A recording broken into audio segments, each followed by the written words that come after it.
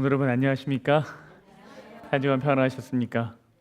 굉장히 따뜻한 날이 와서 갑자기 벚꽃도 활짝 피고 배꽃도 활짝 폈다가 오늘 아침은 서리를 보는 그런 한 주를 보냈습니다. 다들 평안하시죠? 네, 감사합니다. 우리 지난 시간 우리 김규양 장로님께서 말씀을 전해주셨습니다. 어린 양의 신부된 교회에 관한 말씀을 주셨는데 연단을 통해 순결해지는 교회. 저도 말씀을 함께 들으면서 우리 모두가 그러한 정금 같은 신앙을 갖게 되기를 바랬습니다.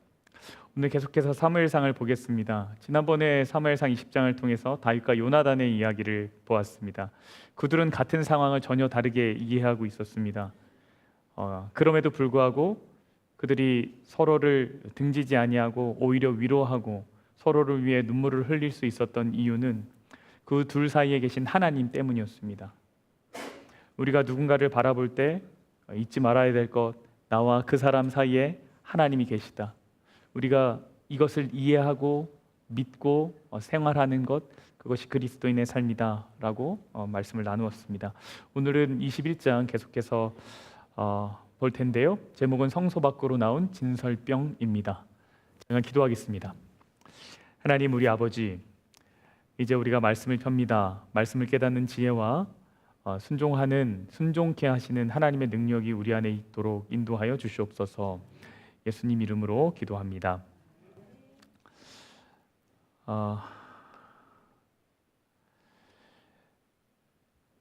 요나단이 아버지 사울과의 대화를 한 후에 사울이 다윗을 죽일 것을 확실하게 알았습니다. 그래서 결국 다윗이 이제 또 도망가는 신세가 되죠. 지난번에는 어디로 피했냐면 선지자 수련 학교가 있다라고 하는 라마 나옅이라고 하는 라마의 지역에 있는 나옅 이 학교, 그 기숙사 여기로 피했어요. 그래서 선지자의 도움을 받았죠. 이번에는 어디로 피하는가? 이번에는 제사장들이 있는 곳으로 피합니다. 사무엘상 21장 1절입니다. 다윗이 노베에 가서 제사장 아히멜렉에게 이르니 아히멜렉이 떨며 다윗을 영접하여 그에게 이르되 어찌하여 너가 홀로 있고 함께하는 자가 아무도 없느냐 하니, 한 번은 선지자의 도움을 받았고 한 번은 이제 제사장의 도움을 받습니다. 이러한 어떤 이야기의 구조가 다윗이 진정한 왕, 하나님이 세우시는 새로운 왕이 될 거다라고 하는 어떤 그런 것을 좀 보여주는 맥락인 것 같습니다. 근데 아히멜렉이요, 이 당시에 이제 다윗이 사울의 군대 장관이었는데 군대 장관이 단독 혼자 온 것을 이상하게 여겼습니다. 다윗이 어떻게 했냐면 이렇게 대답합니다. 이제 여기는 넣지 않았지만 2절에 이렇게 대답합니다. 다윗이 제사장 아히멜렉에게 이르되 왕이 내게 이를 명령하고 이르시기를 내가 너를 보내는 것과 내게 명령한 일을 아무것도 사람에게 알리지 말라 하시기로 내가 나의 소년들을 이러이러한 곳으로 오라고 말하였나이다. 이렇게 이야기해요. 무슨 얘기예요? 내가 당신한테 지금 내가 여기 왜 왔는지를 다 자세하게 말할 수 없습니다. 나는 지금 비밀 임무를 뜨고 왔습니다.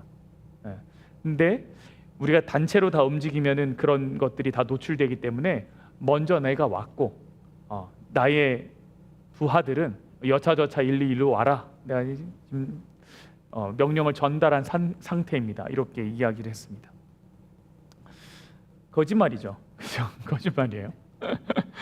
근데 다윗이 사실 아무런 준비가 없이 그 뜰에서 며칠을 요나단을 기다렸다가 요나단의 그 병기든 소년이 활을 줍는 과정에서 이제 요나단을 만나고 그냥 거기서 인사하고 떠나는 거예요.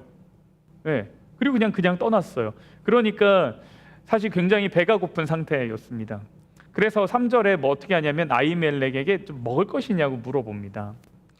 근데 아히멜렉이 뭐라 그러냐면 내가 지금 여기에는 거룩한 떡밖에 없다. 근데 거룩한 떡인데 어떤 떡이냐면 이제 물려낸 거룩한 떡, 진설병밖에 없다. 이렇게 얘기합니다. 진설병이 뭐냐면 이 거룩한 떡이 이제 진설병인데 성소에서 하나님께 드린 제물 중에 하나입니다. 일주일에 한 번씩 안식일에 이제 새로운 진설병 떡을 만들어서 그 진설병 상 위에 떡상 위에 이제 올려놓죠. 그리고 드려졌던 떡은 어떻게 하냐면 거두어 드립니다. 그리고 이 떡은 제사장들이 나눠 먹도록 되어 있었습니다. 지금 이 아히멜렉에게 있는 음식은 뭐밖에 없냐면 거둬 드린 진설병밖에 없었던 거예요.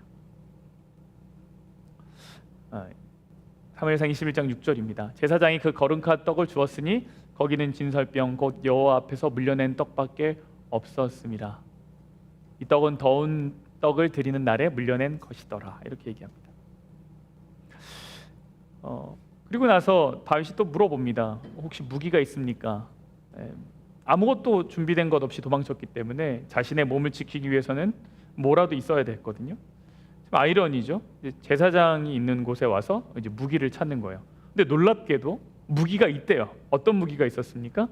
골리앗이 썼던 무기가 있어요. 다윗이 골리앗을 죽이고 그 골리앗이 가지고 있던 무기는 어디로 갔냐면 이 노비라고 하는 성소 안으로 이제 옮겨져 있는 상태였습니다. 그리고 다윗이 그 칼을 얻게 되죠. 이것이 이제 사무엘상 21장 전반부에 있는 이야기입니다. 근데 이 본문에서 제 마음을 괴롭히는 주제가 하나가 있었습니다. 제 마음을 이렇게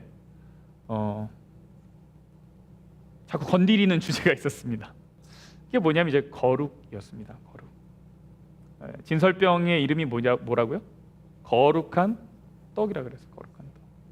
그 훗날 여러분 아시겠지만 예수님이 이 이야기를 안식일 논쟁에서 바리새인들한테 이 진정한 이 거룩이 뭔지, 안식일을 지키는 것이 무엇인지 말씀하시기 위해서 논쟁의 근거로 사용하시죠. 참 거룩이 과연 뭐냐? 여기 보면 이 진설병을 먹는 데는 두 가지 요구 사항이 있었습니다. 첫 번째는 뭐가 있냐면 제사장만 먹을 수 있다라는 거예요. 첫 번째는 이 진설병은 제사장만 먹을 수 있습니다. 이것은 의식법에 속한 거예요. 의식법이 뭡니까? 리추얼인 거예요. 리추얼. 그러니까 제사를 어떻게 드릴 것이냐에 포함되어 있는 법인 거예요. 우리가 이제 3월 28일 날 성만찬 예식을 할 예정입니다.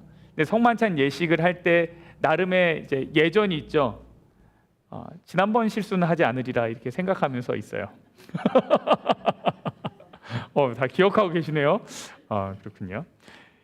그런 예전이 있어요. 예전이라고 하죠. 어떻게 예배를 드릴 것이냐. 근데 제사장만 먹어야 된다. 이거는 예전에 속한 거예요. 어떻게 제사를 드릴 것이며 그 남은 것은 어떻게 처리할 것이냐. 이거에 대한 거예요.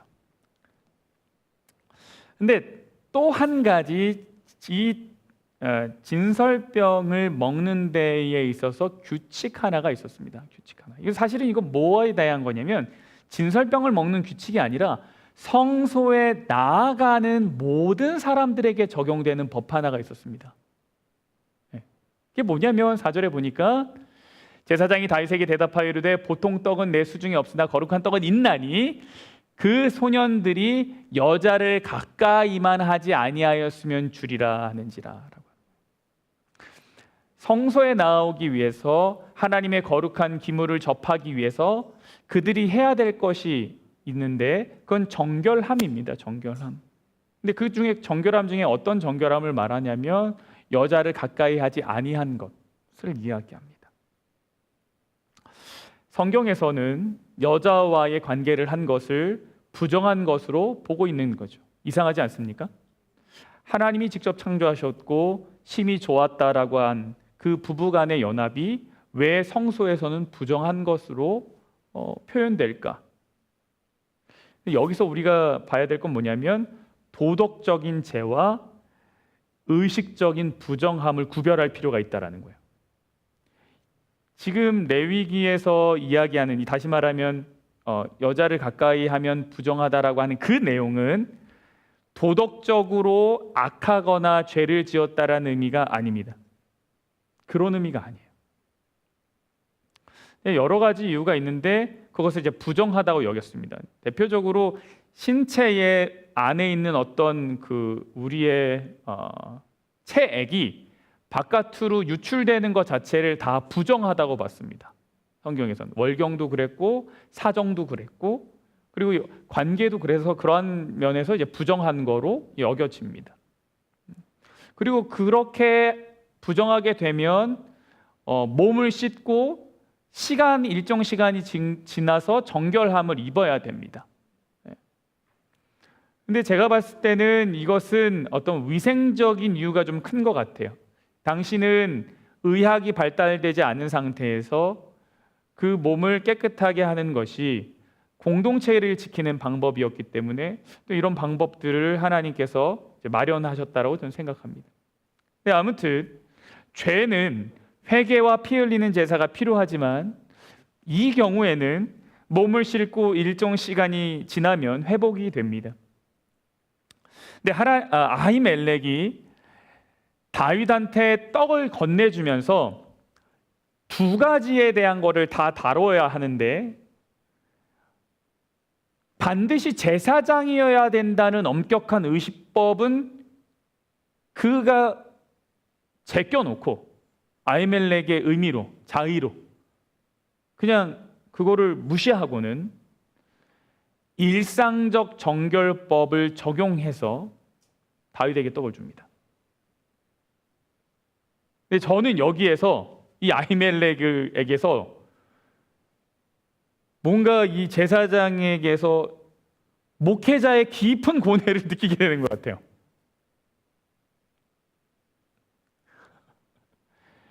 법을 지키긴 지켜야 되는데 어떻게 적용할 것이냐에 대한 고민이에요. 아히멜렉은 다윗이 왕의 극비 임무를 띠고 몹시 굶주린 채 왔다는 말을 듣고는 이 사람의 생명과 국가적 임무가 제사장의 의식법보다는 우선된다라고 판단을 했습니다. 그러나 거룩한 떡이라고 하는 이 하나님의 거룩한 떡을 길거리에 있는 아무 흔한 음식처럼 내어줄 수는 없는 거예요. 배고파? 여기 있어 먹어, 갖다 먹어. 이렇게 할 수는 없는 거예요. 그래서 그는 떡의 거룩성을 보존하기 위해서 제사장의 자격 대신 백성들이 하나님을 만날 때 요구되는 일상적 정결의 최고 수준을 최소한의 자격 요건으로 얘기합니다. 이런 거예요. 안식일 예배가 끝났어요. 그럼 그때부터 이 예배당은 현실적 기능이 종결됐죠. 그렇죠? 안식일 예배 다 끝났어요. 그럼 이 예배당의 현실적 기능은 끝난 거예요. 그냥 여기는 그냥 공간이죠, 공간. 그러니 아무렇게나 사용해도 되는 것일까? 예배 끝났는데 뭐 괜찮아. 이렇게 말할 수 있는 것인가? 어떤 상황이냐에 따라 다를 수 있겠지만 이거 하나만은 분명하죠. 아히멜렉은 뭐 했습니까? 어떤 결정을 하는 데 있어서 거룩에 대한 고민이 담겨 있었다는 거예요. 이 선택을 하는 데 있어서 물론 형식적으로 괜찮을 수 있어요. 그렇게 이해하고 생각하고 해석할 수도 있겠죠. 그러나 아히멜렉이 그 마음속에서 거쳤던 단계는 뭐냐면 진짜 하나님이 원하시는 건 뭘까? 도대체 거룩은 어떻게 우리가 여기서 고려할 수 있을까? 여기에 대한 고민이 있는 거죠. 여러분, 거룩이 무언가요? 거룩. 여러분이 알고 계신 거룩이 뭐예요?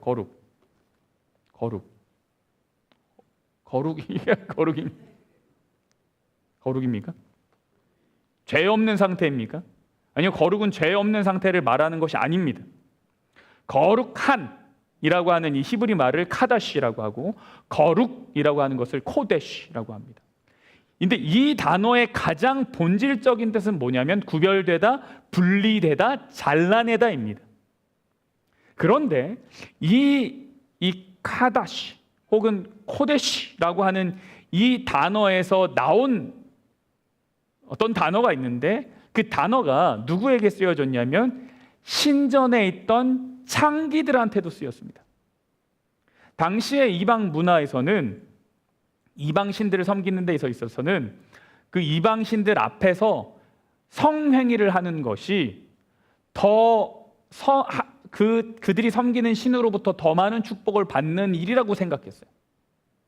그래서 그 신전 안에서 성행위를 하는 사람들이 존재했습니다.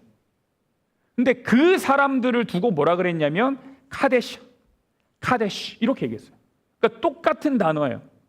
같은 단어에서 나온 거예요. 그러니까 거룩이라는 단어가 히브리 말에서 사용되는 이 거룩이라는 뜻이 어떤 도덕적 순결함에 대한 이야기가 아니라 보다 근본적인 이야기예요. 근본적인 이야기. 그것은 무엇인가? 구별이라는 거예요. 구별. 그러니까 그 신전의 창기들은 그 일을 위해서 구별된 거예요. 다시 말하면 이것과 이것은 다르다는 거예요. 그리고 근본적으로 무엇에 대한 얘기를 해주냐면 소속의 변화예요. 소속의 변화. 누구에게 속했느냐에 대한 의미예요. 거룩은. 우리가 교회를 지으면 뭐 합니까? 나중에 이제 헌당 예배를 합니다. 헌당 예배. 이게 뭐예요? 하나님을 위해서 이 공간을 구별하겠다라는 의미예요. 목적과 기능의 변화가 있는 거예요. 여러분, 하나님이요 구별하시는 것을 참 좋아하세요. 하나님 구별하시는 거 좋아하세요. 창조의 첫째 날 낮과 밤을 나누셨어요. 둘째 날 땅 아래의 물과 땅 위의 물, 궁창 아래와 위를 나누셨어요. 셋째 날 땅 아래의 물들을 모으셔서 바다라고 구분 지으시고 그렇지 않은 묻을 땅이라고 구별하셨어요. 첫째 날부터 셋째 날까지 하나님이 하신 게 뭐냐면 공간의 구분을 계속 지으셨어요. 나누셨다는 거예요. 그리고 넷째 날부터 여섯째 날까지는 그 나누어진 곳을 각각의 필요에 따라 채우셨어요. 그러니까 막 섞어서 뒤죽박죽 하지 않았어요. 물속에 있던 물고기가 갑자기 하늘에 올라가서 살도록 하지 않으셨어요. 그리고 나서 창조하셨던 6일과 일곱째 날을 구별하셨어요. 날을 구별하셨어요. 그러면 하나님이요 구별하시는 것을 좋아하세요.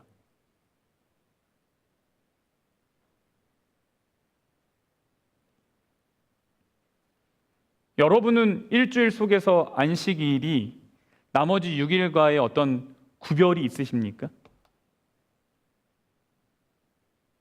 우리의 시간표 안에서 하나님만을 위해 잘라내어 바쳐진 거룩한 시간이 있습니까? 거룩이라는 것이 소속의 변화를 뜻하는데 그렇다면 우리는 우리의 직장에서, 가정에서, 그리고 혼자만의 은밀한 시간에서 나는 이제 세상이 아니라 하나님께 속한 사람이다 라고 하는 것이 증명이 되고 있습니까? 우리가 어떤 물건이 있으면 거기다가 이렇게 이름을 적어 놓으면 그게 구별됩니다. 그 전까지는 구별이 안 돼요. 여기에 이름이 붙는 순간 그때부터 구별이 되죠. 그렇다면 우리의 매일의 삶과 말과 행동에는 이 사람은 하나님의 소유다라고 하는 보이지 않는 이름표가 붙어 있습니까? 어원적으로 거룩이 잘라내다라는 뜻을 가졌다면 지금 우리가 하나님의 백성답게 살기 위해서 우리의 삶에서 과감하게 잘라내야 될 어떤 것이 있습니까? 제가 이 질문을 드리는 이유가 뭐냐면 여러분, 우리가 어떤 결정을 하는 데 있어서 거룩에 대한 고민을 우리가 하고 있는지 제가 여쭤보는 거예요. 내게 이게 참 좋아요. 나는 이것이 훨씬 편해요. 그리고 그렇게 되면 나에게 엄청나게 유익이 있을 것 같아요. 그럼에도 그리스도인으로선 어떤 선택을 해야 될까라고 하는 그 주저함과 머뭇거림이 우리가 선택하는 데 있어서 있냐는 거예요. 아히멜렉은 거기서 고민을 하더라고요. 문책을 당할 만큼의 일 아니겠어요? 이게? 제사장 분명 이거는 흠이 될 수 있을 거예요. 그의 커리어에서. 제사장들만 진설병 먹으라 그랬는데 왜 마음대로 했습니까? 누구 결정입니까? 책임질 수 있습니까? 근데 그런 리스크를 감당하면서도 여전히 뭘 했냐면 뭐 어때? 그냥 주면 되지 라고 안 했어요. 과연 이 거룩한 떡이 어떻게 전달되는 것이 하나님의 거룩을 유지하는 방법일까?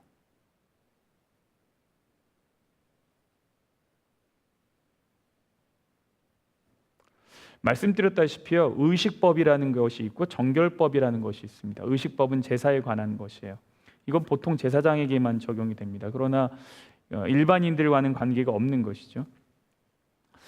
아히멜렉은 이것을 다윗에게 떡을 줄 때 그 의식법을 기준으로 삼지 않았습니다. 대신 정결법이죠. 정결법은요, 일상의 문제를 다루는 거예요. 정결법은 일상의 문제. 그래서 아히멜렉이 했던 고민은 이런 거예요. 제게는 이렇게 읽혔어요. 거룩이라는 어떤 그 주제를 어떻게 일상의 문제로 다룰 것이냐.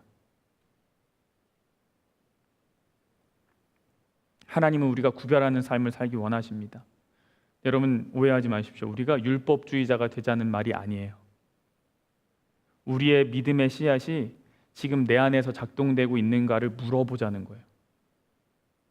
내가 들었던 말씀이, 내가 드렸던 기도가, 하나님과의 관계가 내가 무엇인가를 선택하고 결정하는 데 있어서 그것이 내 안에서 뭔가 영향을 주고 있는가 우리가 물어봐야 된다는 거죠. 거룩에 있어서 두 번째 우리가 생각할 것은 거룩은 나를 위한 것이 아니라 타인을 위한 것이라는 겁니다. 우리는 세상과 섞이지 않고 정해진 종교의 규례를 철저히 지키고 부정한 것을 멀리하는 것을 종종 거룩의 전부라고 생각합니다. 그래서 자꾸 뭐하는 이게 전부라고 생각해요. 아히멜렉이요, 비록 다윗의 상태가 좀 의심되긴 했어요. 왜 혼자 왔지? 좀 이상한데? 그러나 그에게 떡을 건넸죠. 이 떡은 제사장의 몫입니다. 그들을 위해 구별되었어요. 그러니까 그들이 가져가야 될 거예요. 근데 그들의 것을, 구별된 것을 내어놓았어요. 구별된 것을 내어놓았어요. 예수님의 가장 긴 기도문 중보기도가 요한복음 17장에 나오는데 요한복음 17장 19절에는 이렇게 말합니다. 17절 아니고 19절입니다. 또 그들을 위하여 내가 나를 거룩하게 하오니 이는 그들도 진리로 거룩함을 얻게 하려 함이니이다. 여기서 두 가지를 생각해 볼 수 있겠습니다. 첫 번째, 거룩이라는 단어입니다. 말했듯이 거룩은 죄 없는 상태가 아니라는 것을 여기서 보여주고 있습니다. 만일 거룩은 죄 없는 상태다라고 한다면, 그런 의미만을 가지고 있다 한다면 예수님은 이런 기도를 드릴 필요가 없습니다. 왜요? 예수님은 이미 죄가 없기 때문에 거룩하게 해달라고 말할 필요가 없습니다. 근데 자신을 거룩하게 하겠다고 합니다. 이거를 구별이라는 걸로 이해해서 읽어보면 어떻게 이해가 되는 거예요? 하나님, 내가 저들을 위해서 나를 구별하겠습니다, 이렇게 말씀하시는 거예요. 그럼 무엇을 위해 구별한다는 겁니까? 앞으로 올 십자가를 위해서 나를 철저히 제물로 구별하겠다는 것이에요. 세상의 영광과 타협할 수 있는 수많은 기회들을 잘라내고 자신을 구별하신 거죠. 십자가와 가까워질수록 자신을 구별하신 겁니다. 우리가 생각할 두 번째는 무엇인가 하면 이 거룩의 목적이 무엇냐는 거예요. 거룩의 목적. 거룩의 목적은 철저하게 누구를 위한 거예요? 타인을 위한 거예요. 타인을 위한 거. 거룩이 자신을 위한 것이 아니라 남을 위한 거예요. 근데 우리 왜 거룩하려고 합니까? 우리는 왜 거룩하고 싶어 해요? 나 구원받고 싶어서. 왜 건강기별 배우고 지킵니까? 나 오래 살고 싶어서. 왜 성경을 읽습니까? 나 은혜 받으려고. 모든 종교적 열심의 행위가 누구에게 집중되어 있냐면 우리는 나에게 집중되어 있죠. 우리가 흔히 자신의 구원을 위해서 많은 것을 희생하는 사람, 그렇게 열심히 있는 사람 보면 우리가 뭐라고 얘기하냐면 저 사람은 참 거룩하다라고 이야기하죠. 그런데 예수님의 거룩의 목적은 자신에게 있지 않고 타인에게 있었습니다. 하나님, 내가 나를 거룩하게 하겠습니다. 누굴 위해서요? 저 사람들 위해서요. 하나님, 내 백성들을 위해서 내가 거룩하겠습니다. 근데 거룩의 목적은 철저하게 이렇게 되어야 된다는 거예요. 내가 아닌 타인을 위한 것이 거룩의 목적이 될 때 비로소 거룩의 순기능이 나타납니다. 근데 제가 이렇게 살펴보니까 물론 여러분들께서 저보다 훨씬 오랜 신앙생활을 하셨지만 근거리에서, 가까운 거리에서 이렇게 신앙생활 하시는 분들을 지켜볼 때 거룩의 목적이 철저하게 이기적일 때 부작용이 엄청나게 많이 발생하더라고요. 엄청나게. 지금 어떤 분은 저한테 이렇게 얘기하는 거예요. 목사님, 저 그 장로님 되게 좋은 거 알아요. 그분처럼 그렇게 열심히 분이 없어요. 근데 그 다음에 뭐라 하냐면, 근데 저는 같이 교회 안 다니고 싶어요. 저는 그분처럼 신앙생활하고 싶진 않아요.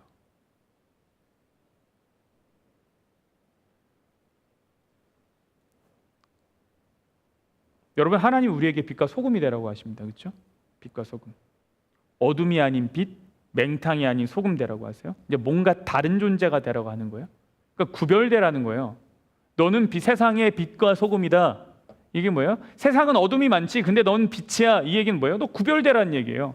너 소금이야. 이 얘기는 뭐예요? 너가 짠맛을 내라는 얘기예요. 구별되라는 이야기죠. 근데 여러분, 소금이 짠맛을 내기 위해서는 어떻게 해야 되냐면, 그 짠맛이 나타나기 위해서는 어떻게 해야 됩니까? 녹아서 없어져야 돼요. 빛이 어둠을 밝히기 위해서는 그 초가 자신의 심지를 태워야 돼요. 우리의 구별됨이 누군가를 살리기 위한 희생을 전제로 한다는 거예요. 나 혼자 썩지 않고 나 혼자 밝게 빛나는 신앙은 아무런 의미가 없다는 거예요.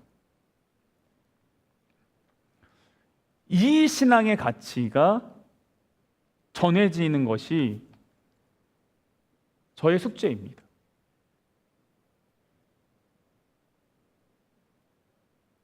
내 곁에 있는 누군가의 삶이 썩어가는 것을 막아주고 절망에 빠진 이웃의 어두운 길을 비추기 위해서 내 삶을 잘라내어 줄 때, 그때 거룩이 순기능을 발휘하겠죠.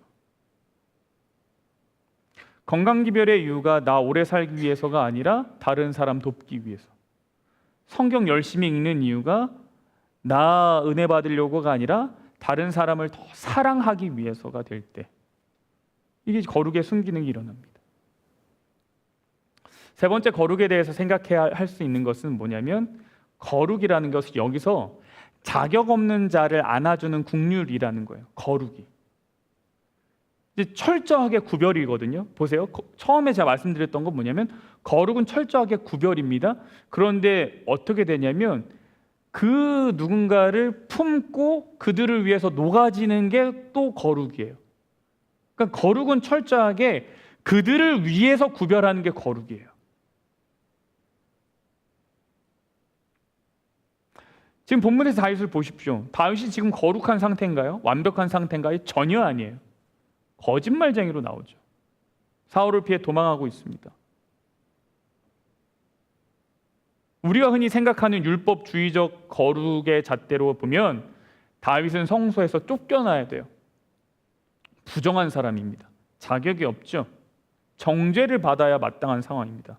그런데요, 이 이야기에서 하나님의 성소가 그 흠결투성인 다윗을 내어쫓지 않아요. 이 성경의 이야기는 어떻게 나타나냐면, 그 흠결투성인 다윗, 거짓말쟁이 다윗을 이 거룩이라고 하는 주제가 끌어안습니다.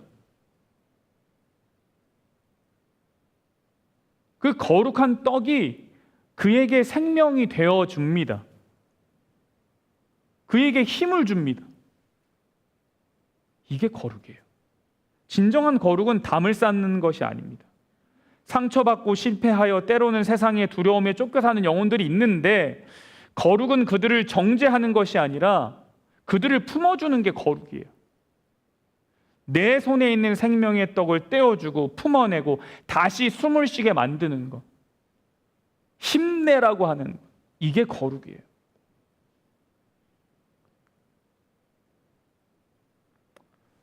오늘 우리가 살펴본 노베의 이 성소 사건, 아히멜렉이 자신의 거룩한 떡을 자격 없는 다윗에게 전해준 이야기는, 이 희생의 이야기는 결국은 한 분을 향해 초점을 딱 맞추고 있습니다.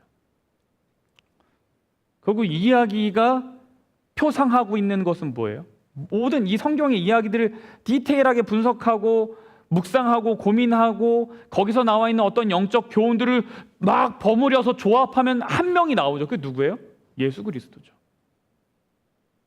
예수님의 이야기가 무엇을 말하고 있어요? 하늘 성소에 계신 그 분이 그 특권을 버리고 이 땅으로 오신 거예요. 마치 성소 안에서만 존재해야 되는 그 진설병이 거룩하지 않은 다윗에게, 거짓말쟁이 다윗에게 주어졌듯이 예수 그리스도는 이 땅에 오신 거죠.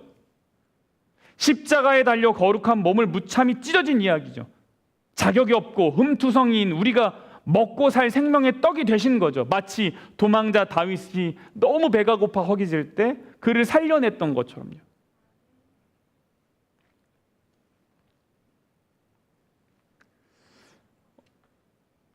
얼마 전 좀 재밌는 아티클을 하나 읽었습니다. 이 아티클을 좀 얘기를 하고 마무리할까 합니다.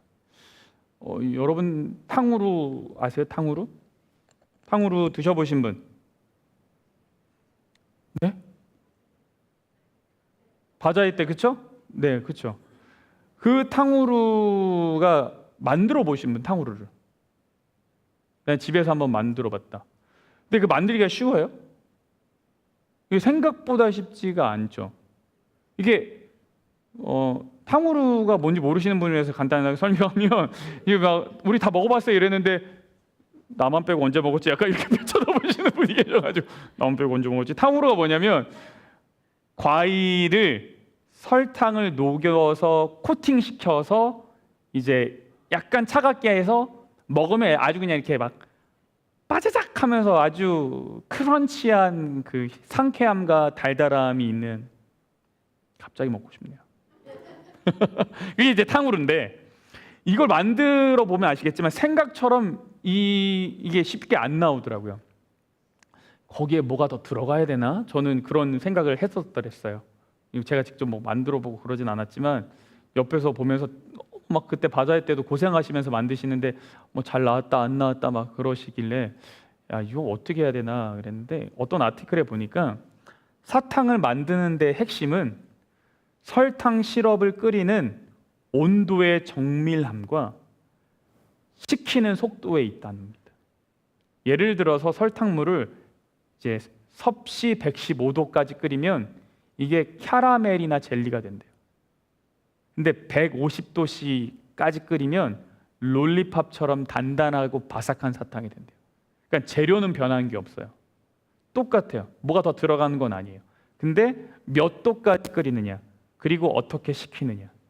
이때 사탕 분자들의 결합이 결정 방식이 완전히 달라져 가지고 전혀 다른 식감을 만들어낸다는 거예요. 끓는 점에서 1, 2도 차이, 식힐 때의 1, 2도 차이가 단단한 사탕을 가르듯이 우리의 삶의 변화는 아주 대단한 것으로 오는 것이 아니라 아주 일상의 작은 선택들이 모여서 운명을 결정한다는 생각이 들어요. 매일 아침 말씀을 펴는 10분의 시간, 분노가 치밀어 오를 때 침묵을 선택하는 1초의 차이, 이런 것들이 모여서 어떤 결정 구조를 바꾸는 거죠. 신앙의 성숙은 어느 날 갑자기 일어나는 기적이 아니라 매일의 삶 속에서 이루어지는 작은 순종, 그것이 축적되는 과정인 것 같습니다. 그래서 우리가 한번 고민해 보면 좋겠어요. 어떤 선택을 하는 데 있어서 거룩이라는 단어를 우리 마음속에 담아두고 고민하는 시간을 가졌으면 좋겠어요. 그리고 그러한 결정들이 나의 이기심이 아니라 누군가를 위한 것이 되고 누군가를 품어줄 수 있는 것으로 나아가면 좋겠습니다. 한 주간 삶 동안 우리가 선택하는 순간 거룩에 대한 고민을 통해서 선택이 이루어지고 그러한 선택이 하나님의 섭리로 누군가에게 위로와 감화가 되기를 간절히 바라면서 말씀을 마치겠습니다.